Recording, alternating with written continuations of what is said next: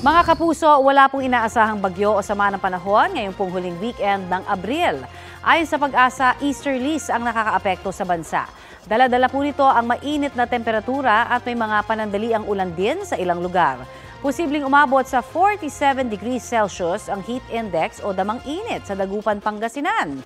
46 degrees Celsius naman sa Apari, Cagayan at Aborlan, Palawan. May 9 na iba pang lugar sa Luzon ang makakaranas ng 44 hanggang 45 degrees Celsius na heat index. Maglalaro naman sa 42 at 43 degrees Celsius ang tindi ng alinsangan sa 21 lugar sa Luzon, Visayas at Mindanao. Sa mga susunod na oras, posible pa rin po ang heavy rain sa ilang panig ng Mindanao.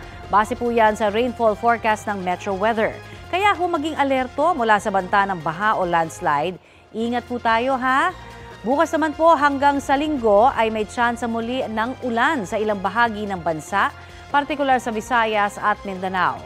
Mananatili namang mababa ang posibilidad ng ulan dito sa Metro Manila ngayong pong weekend. So alam na mga kapuso ha, ihanda ho ang panangga sa init ng panahon. Kapuso, para sa mga maiinit na balita, mag-subscribe sa GMA Integrated News sa YouTube.